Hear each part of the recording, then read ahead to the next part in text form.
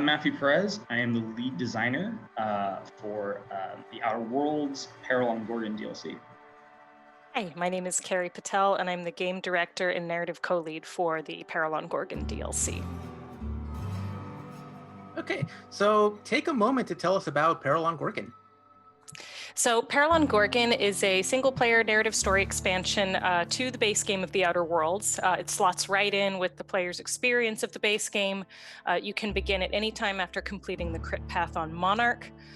It does include a three-level increase to the level cap, some new perks, skill unlocks, flaws, and it will take the player to the Gorgon Asteroid, which is the site of a now shut down Spacer's Choice facility where Adrena Time was developed.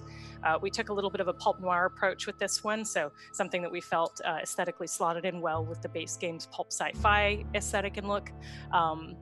But yeah, the player will be exploring a few details about Halcyon's lore and backstory that they may have noticed from the base game, but that we didn't quite dig into in the base game.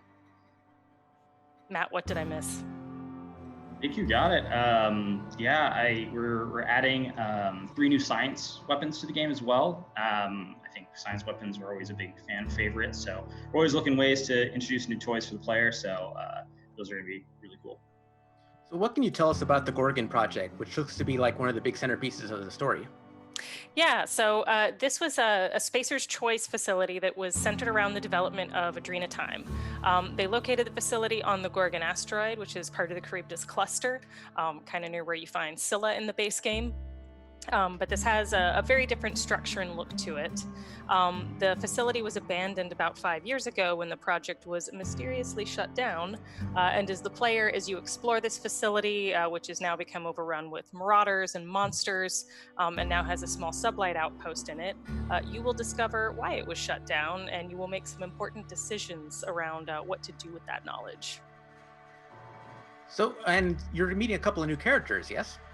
Quite a few, yes. Yeah, I mean, we know one of the things that players really loved about the base game was the cast of characters, and the dark humor, and just all that storytelling and the storytelling that our characters bring to the player experience. So, yes, you will be meeting quite a few new characters, both on and around the Gorgon asteroid, and also on new locations that we've added to some of the base game settings, new sublevels basically, where you can explore a few new areas and places that you might have been before as a player. And are all of the new Peril on Gorgon missions tied to the story, or will players find new side quests or new companion quests as well? Matt, you want to take this one? Sure. Yeah. So there will be, along with the main story of this DLC, there'll be side content within it. We've definitely been leading into the humor for a lot of those, finding new ways to introduce players to compelling choices that they have to make, and all that, just to kind of unearth what's happened on this asteroid since the shuttering of the project.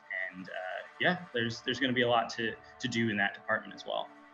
I think of it almost like, in the base game we have Roseway, Monarch, Groundbreaker, all these different locations that, have their own stories and their own kind of crit path thread through them. But then, a whole cast of side characters, side quests, and, just delightful pieces of found content. And so we've structured the Gorgon content very much in the same way. And how would you describe the layout and the terrain for the Gorgon asteroid compared to some of the other planets in the Outer Worlds? Sure, I can take that one. We really, as Carrie's saying, takes place in the Charybdis Fields, which is sort of the asteroid belt, where the player went to Scylla prior in the base game, and we want to take a sort of visual different approach in a lot of ways, and we really push sort of the verticality of the traversable space. I think a big important thing we wanted to try and do was just push, some of the gameplay that, base game did, and see how far we could take it. So by placing it in a canyon in an asteroid, it offered a lot of fun ways to sort of tease out, a location that's off in the distance where, the route to reach it maybe not as straightforward as you thought. You may find yourself going through winding tunnels, popping out on a cliff somewhere. So really trying to create new and interesting ways players not just playing and fighting monsters, but actually just traversing the environment. So really excited to see players explore that. And can you talk about the 3 new science weapons that players are going to discover over the course of this story? Sure, absolutely. So we have 3 new science weapons. One is what we call the special delivery. You'll find among some of the marauders in the space. And kind of an overarching theme we wanted to do with all the science weapons is really sort of introduce interesting ways the player is going to interact with combat. So in the case of special delivery, it fires homing missiles. So you can kind of go into these open spaces and shoot these missiles, which will wrap around cover and take out enemies that way. We have another weapon called employee benefits, which really kind of changes the way you kind of approach combat because it's a heal gun. So think kind of Mercy, Overwatch approach to combat where you can actually hand it to your companions, they can heal you, or you can just run around supporting your companions in the leadership role. And probably one most that I can't pick favorites, but I'm going to pick favorites here with the pet. That's tied to a really, really fun piece of side content. Where you're just riffing through the overlands, trying to find clues to this special place. And it's basically a melee weapon that when you hold down with your power attack, you can actually draw enemies in with the gravitational pads on the bottom and then slice them with this crazy flaming axe. It's the only way I can describe it. So it's pretty cool. You'll see that one in the trailer and you'll know it when you see it. Yep, absolutely. So what are some of the new perks and the new flaws that we'll be seeing over the course of the DLC? So I think we're trying to keep some of the details on most of those perks and flaws a little under wraps for now. But yeah, there are definitely several some will tie into the content that's like new to the DLC, and a lot of them will tie into content that players can find all across the base game as well. And how do you manage to write new stories for some of the characters that may or may not be in each player's game, depending on their choices?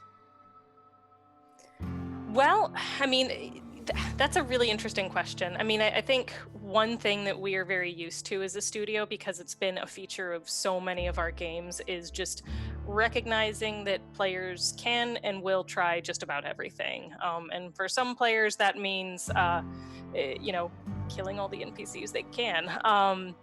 And I think, for us as a studio, we expect and accept that in the design process. And so it certainly does impose a lot of work to account for that. But I think when as with a lot of design complexities, when you know it ahead of time and you can plan around it, that's definitely better than realizing it after the fact. And in the case of the Gorgon DLC, without really giving anything away, I think we've done a pretty interesting job of planning for some of the oddball things players might try to do, and giving them some pretty interesting progressions to their story in the DLC.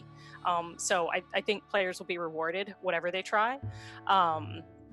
But yeah, for us, I think, as designers, we just try to think not just about the experience we want to give the player, but also what kinds of experiences do players come to our content wanting to have, and how can we give them opportunities and invitations to opt into that stuff. And how have you approached the idea of DLC in general? Like, are these stories that you didn't have time to explore in the base game? Or did you think of this after the fact and the team got excited and kind of wanted and thought, well, let's do this?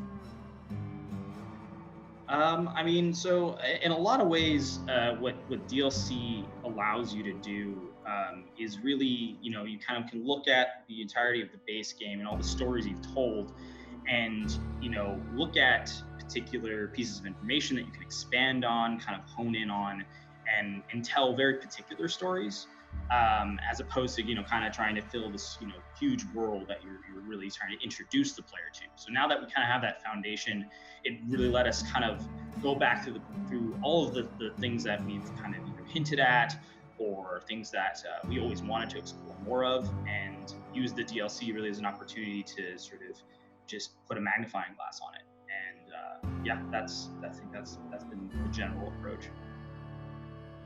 And lastly, when can people pick up Peril on Gorgon? September 9th, so it is coming up. And that's going to be on PC, PlayStation, and Xbox. Is it coming to Xbox Game Pass as well? Yes, it will be on Xbox Game Pass, and there will be a discount for Game Pass members.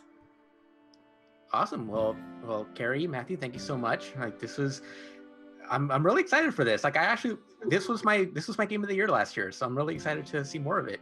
What about thank you. Nintendo Switch? You guys just released on Nintendo Switch, so there's no date for it, correct?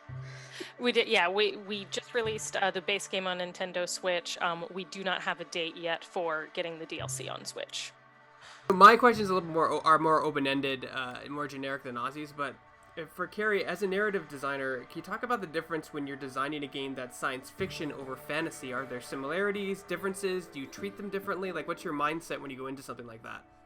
Oh, that's really interesting. I mean, I think I feel like with any IP, I try to think more about what are the rules, conventions, and sort of targets of a particular IP, regardless as to whether it's situated more in science fiction or fantasy. Overall, I do feel like one of the nice things about working in science fiction is that the canon of tropes is a bit broader and a bit less established for many readers, viewers, and players. Obviously, fantasy and science fiction are both enormous genres that have a ton of room to innovate and a ton of different stories and IPs that take all sorts of different directions.